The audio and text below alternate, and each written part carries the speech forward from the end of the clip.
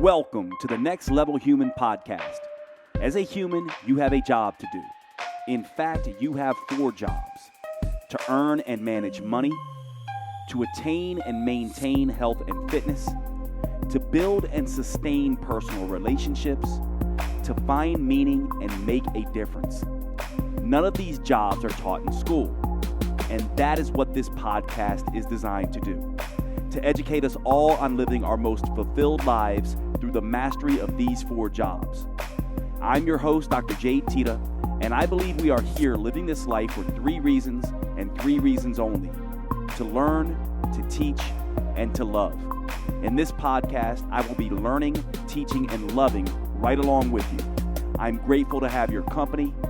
Here's to our next level.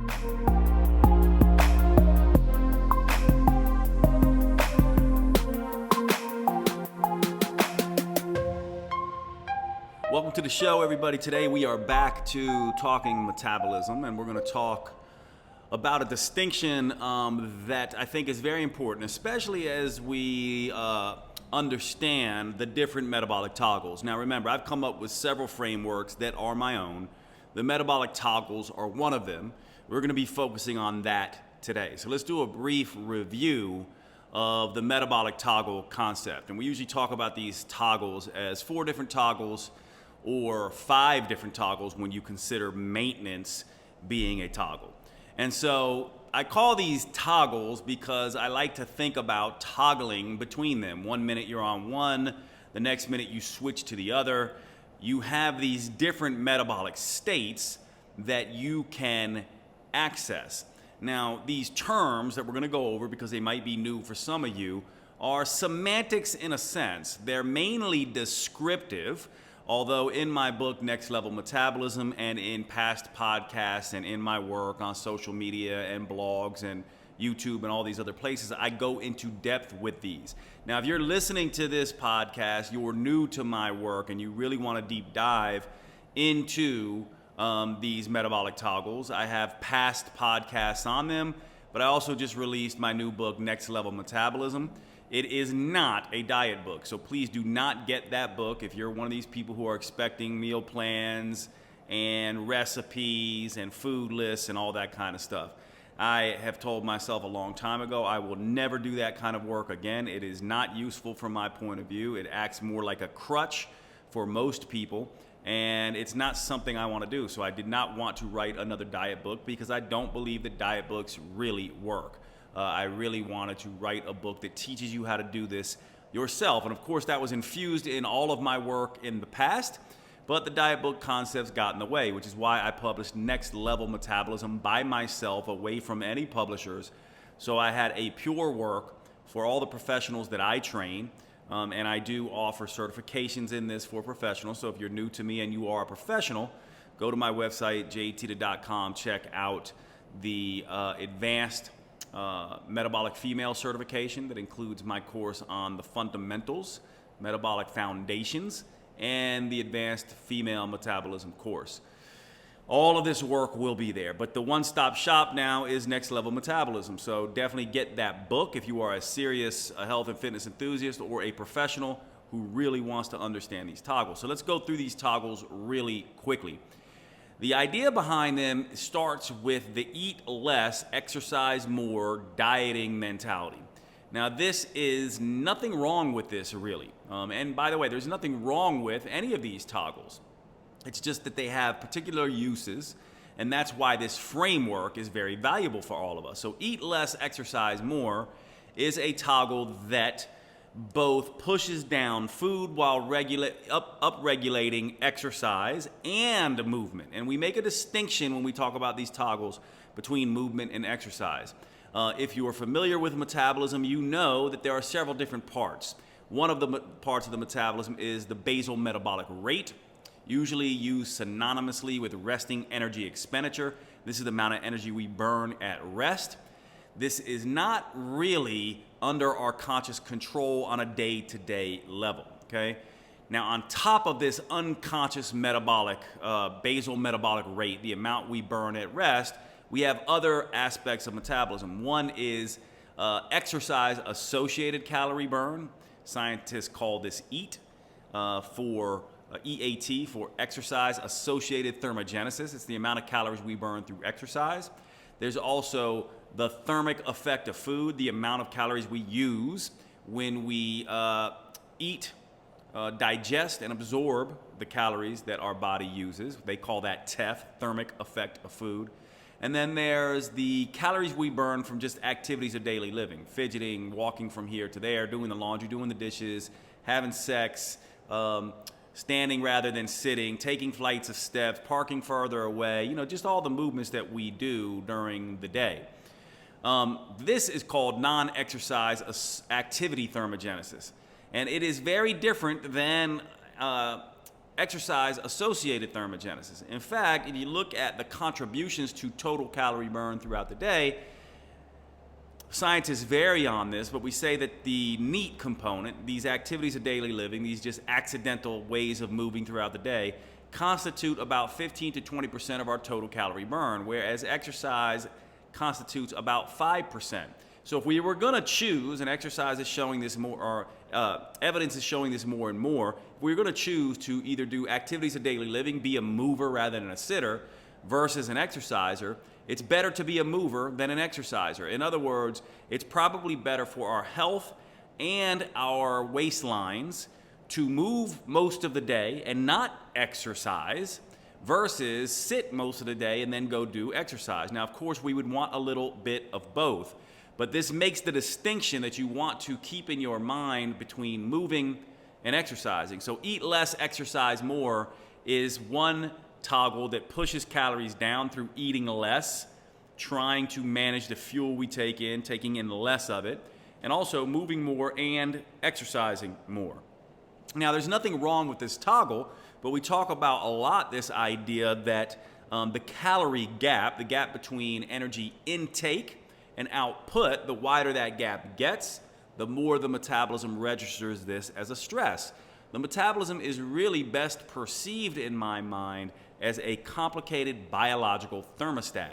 It is measuring the difference between intake and output and measuring that as a stress. Another way to think about it is as a complicated biological stress barometer. It's measuring the difference between calorie intake and output. It sees that as a stress, and the wider that gap gets, the more stress it is under. And the more stress the metabolism is under, the more it begins to compensate with increased hunger, increased cravings, down regulation of motivation, a slowed metabolic rate, energy levels plummet, sleep can become fragmented and more difficult, etc. So eat less, exercise more is what most people have done. I call this the dieting toggle. It is not problematic. In fact, it can be highly effective if being the operative word, it is used for very short periods of time.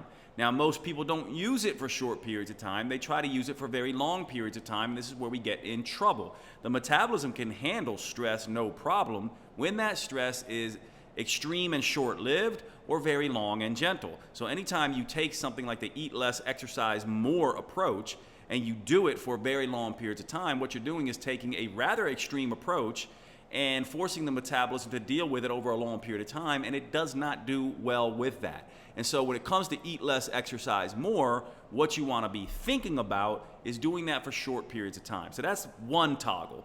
Everyone's familiar with that particular toggle. Now, another toggle is the opposite of that, what we would call the couch potato toggle, which is essentially saying you're going to eat a lot and not move or exercise much. Now, again, that still creates a calorie gap. It just does so in the opposite direction, and that is also a stress on the physiology. And so many people live in this stressful state for very long periods of time as well. And one of the things I always say is that if you want to know how both of these work and why they're both a stress to the physiology, is because both dieters, people doing eat less, exercise more, and couch potatoes, people doing eat more, exercise less, are suffering from what? They're suffering from hunger, cravings, and fragmented sleep and decreased energy, what I would call hunger, energy, and cravings, HEC, HEC, or SHMEC, SHMEC, sleep, hunger, mood, energy, and cravings. I oftentimes talk about if you want to know the stress you're putting on your metabolic stress barometer, you can do so by looking at biofeedback, hunger, energy, and cravings, or sleep, hunger, mood, energy, and cravings, heck and schmeck. When heck and schmeck go out of check, you are putting stress on that physiological stress barometer. So those are two metabolic toggles. Nothing is wrong with either one of them. It's just that most people use them and only them for way too long.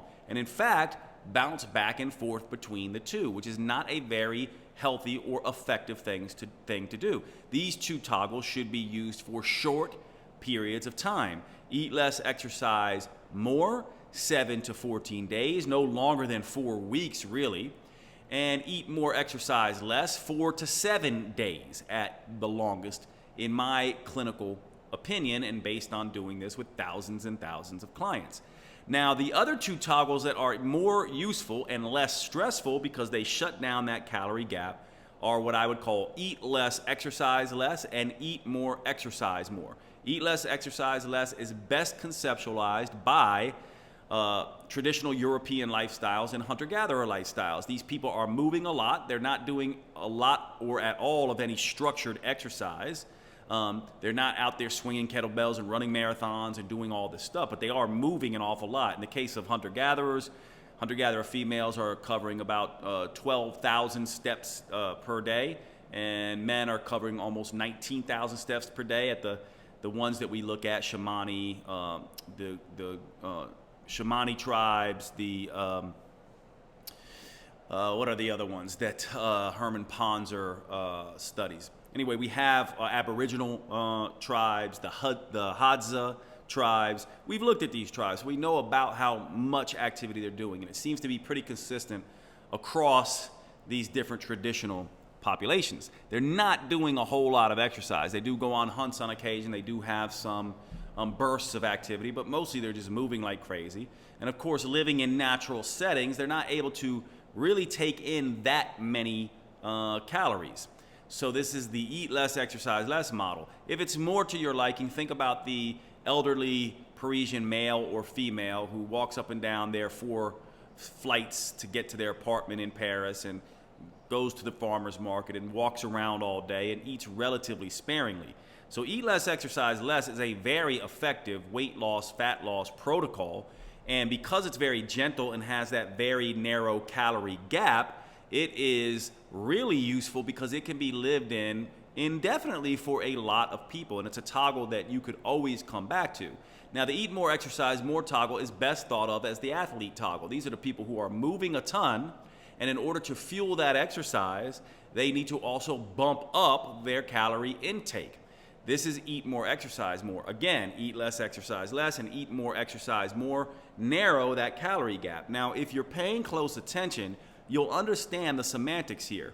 Is it possible that you could create a calorie deficit in both of these protocols? Absolutely, right? The eat less, exercise less, and the eat more, exercise more is more of a descriptive term, but certainly we can get down to really tracking calories and tracking macros and making this a slight deficit. The difference is, rather than 20%, 30% calorie deficits or 50% calorie deficits that you might find in eat less, exercise more, which would be 500 to 1,000 calorie deficits, in eat more, exercise more, and eat less, exercise less, it's more like 250, 300 calorie deficits, maybe up to 500, but that's getting into the more extreme levels. So the calorie deficit is more gentle in these.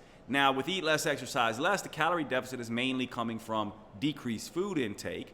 And with eat more, exercise more, the exercise is helping things along a little bit. But if you're paying close attention, eat more, exercise more can also be a toggle that you can use to create calorie surplus. Remember, just as you need a calorie deficit to create weight loss / fat loss, you need calorie surplus to put on lean muscle mass.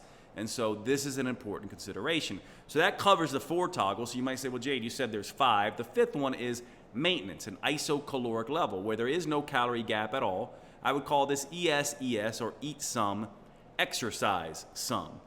Now, in my book and in these past podcasts I've done and in my work elsewhere, you can find very specifically how I calculate macros and calories for all these different protocols. Now, I'm not going to do that in this podcast. I want to focus on this podcast on a more intuitive way to look at this, a framework that will be useful for you if you're a serious fitness enthusiast, but also will be useful to the many doctors and physicians and coaches and nutritionists, etc., who follow this podcast for work with their own clients.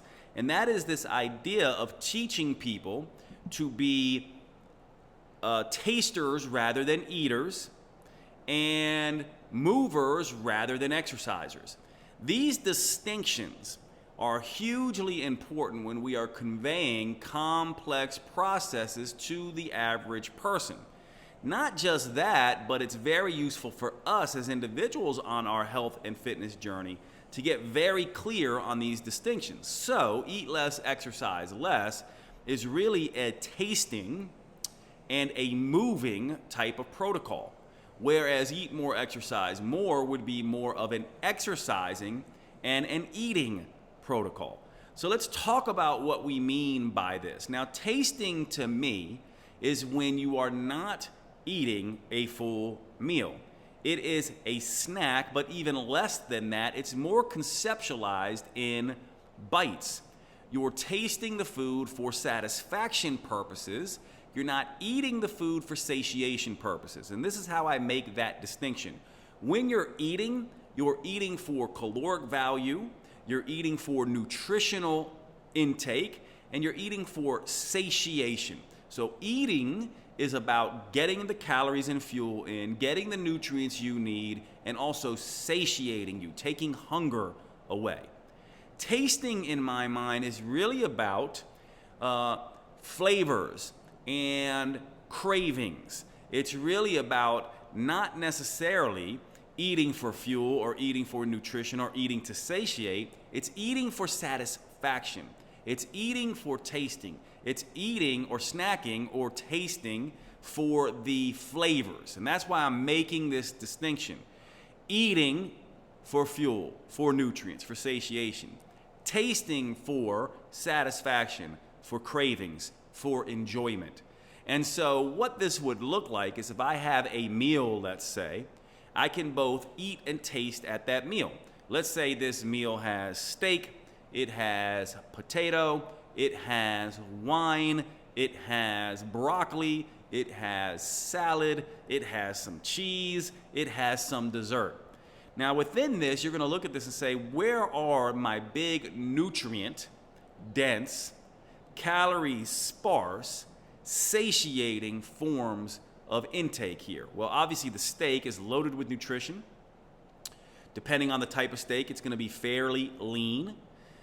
The broccoli, the salad, these are going to be things that are going to be very nutrient dense, very satiating as well because of the water and insoluble fiber and soluble fiber in these vegetables.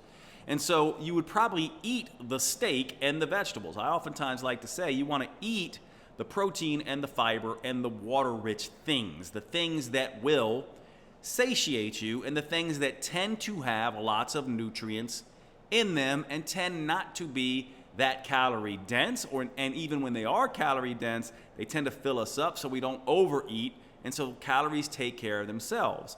Now, when we look at the other stuff on this plate, the dessert and the wine, these are probably going to be the things that we're wanting to taste.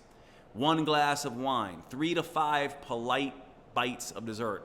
Polite meaning small. Maybe the cheese, based on your sensitivities, and the potato are also things that you would taste. And so you see here that tasting is individualized in a sense, but we definitely want to be eating the things that are nutrient dense, water rich, and protein dense with good fats, things that satiate, give us nutrition, and provide us fuel.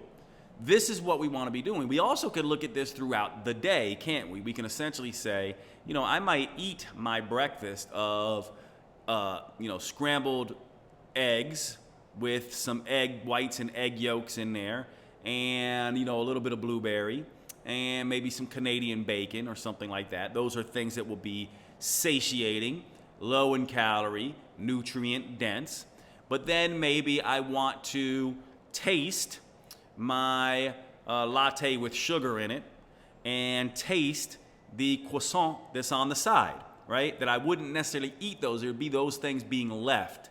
And this is usually what tasting means. It means if I have a pastry with that very nutritious, otherwise nutritious breakfast, that pastry is going to only be a third of it will be gone because I only tasted it. I did not eat it. Eating means I'm eating the whole pastry. Tasting means I am having a little bit and then putting it aside maybe to taste tomorrow or to taste later. This is the way you want to be thinking about this. So eat less, exercise less is a tasting. You're doing lots of tasting and you're eating only the things that provide satiation and nutrition and the calories necessary to live without creating hunger, energy, and cravings, and sleep, hunger, mood, energy, and cravings going out of control. So it's one way to take the eat less, exercise less concept and teach it to yourselves and others. Be a taster with certain types of food. Be an eater of other types. So when it comes to the types of food to eat, you want to eat low calorie, low fat, low starch, low sugar, soup, salads, scrambles, shakes, and stir fries. I talk about these a lot. These would be lean protein sources, good fat sources, lots of fruits and vegetables. You're going to eat those things. What you are not going to eat are high combinations of salt, sugar, fat, alcohol, and starch. These things are going to be more calorie dense, less satiating, but we do want some of them for the satisfaction effects. At the same time, we want to be a mover rather than an exerciser in eat less, exercise less. It doesn't mean you can't exercise, but it means you want to limit your exercise. And this goes to research on the idea that exercise does not do well for the vast majority of people as a weight loss reducing benefit. I highlight this all the time in a recent study, the alpha and beta trials on postmenopausal women, where they took 3 different groups of women and had them exercise doing jogging 30, 45, or 60 minutes, 5 days per week over the course of a year. And what they found is that 75% of those women did not lose weight, and a quarter of them actually, or a third of them actually ended up gaining weight as a result of the exercise. Only 25% of those women in the alpha and beta trial actually lost weight due to this exercise regime. And part of the reason was it causes increased hunger, which compensated for the energy burned with the exercise. And so this is why these distinctions are important. Eat less, exercise less. You want to move a lot. Exercise just enough. I usually set the exercise limit to 3 times per week when looking at the eat less, exercise less, or this tasting and moving protocol. Very important. And so in a sense, for beginners to this lifestyle, you want to teach them to be movers rather than sitters. Not teach them to go from sitting to exercising, because oftentimes that's going to be too stressful and they will overcompensate with eating. So the right trajectory is get them to be movers rather than sitters, and then slowly, if they want, and as they condition themselves and want to move into eat more, exercise more, or even dip their toe in the water of eat less, exercise more on occasion, then you can add the exercise in. But the best approach for beginners is to get them to stop being sitters, make them movers, and just have them dip their toe in exercise. So there is a real continuum here. Movers rather than sitters, then exercisers. Not moving to exercising. You do not want to take a couch potato and try to make them a cross-fitting paleo man, as I oftentimes like to say. That's not the right approach for most people. And as a coach, or as us working on our own health and fitness, this is going to be the wrong approach. It's going to cause more trouble than it is worth. And so these distinctions matter and make it pretty easy for people to understand. Understanding that eating is about hunger suppression, taking care of the hunger aspect of heck, and tasting is about the satisfaction or craving aspect of heck. Teach them about what they should be eating for hunger and what they should be tasting for cravings. This is critical. Now, when you move into the eat more, exercise more approach, now we're going from a mover to an exerciser, And rather than tasting, we're going into more eating. This is an important distinction because at this point, a lot of people get in trouble because they still think we should be avoiding certain types of foods. But when you're now exercising like crazy, many athletes cannot get the calories they need to drive their performance and even weight loss when they are eating nothing but healthy foods. Think about it. When we're eating nothing but lean, clean protein sources with not a lot of fat and not a lot of starch and nothing but lots of vegetables, then what ends up happening is that calorie gap can then become rather large, and we're inadvertently putting them into an eat less, exercise more state, which again, nothing's wrong with that, but if we inadvertently put someone in that state for too long, we create problems. And you're seeing a lot of this with people who are on keto type diets. And by the way, just because you're on keto doesn't necessarily mean you'll be in a calorie deficit. Plenty of people can reach isocaloric states and even hypercaloric states on keto. But there are many people who go on some of these diets like intermittent fasting and keto type diets who are exercising an awful lot and inadvertently putting themselves into long-term eat less, exercise more approaches. Some of you have been asking me of late about clients who have been struggling with this, and we've had discussions about the idea that for some of these people, you're going to need to make sure they're getting the fat and the starch and even some of the junk foods on occasion to get their caloric intake up. Remember, the body tells you the appropriateness of a diet, not your perspective on what that diet is. I oftentimes talk about this idea. If you are starving and haven't had food for 3 weeks, and I give you a candy bar and a Big Mac, those foods at that point become nutritive and health foods under that context. Of course, if you're eating 4,000 calories a day or 5,000 calories a day, even if I give you broccoli and asparagus at the end of the day, they're not going to do you any favors. They're just adding to that calorie burden. So we do need to look at this in context. Someone who is crushing it in CrossFit or triathlons or any of these things may indeed require some foods that we might deem unhealthy in a different context.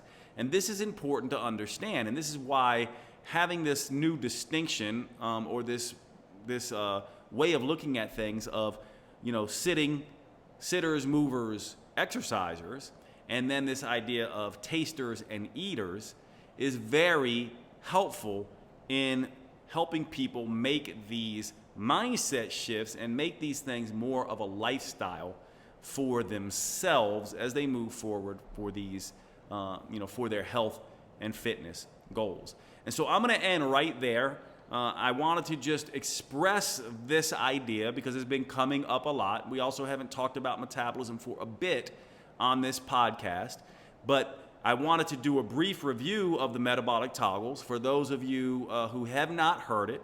It also is in the new book, Next Level Metabolism, so please check that out. But also just remember, that book is not for you all who are looking for diet books. It's for you all who really want the deep, in-depth science all in one place of the stuff I talk about here as it pertains to metabolism.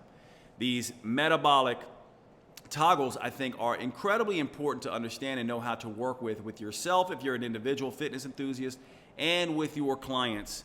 And these distinctions about teaching people when to taste versus eat and when to move versus exercise are very important as well.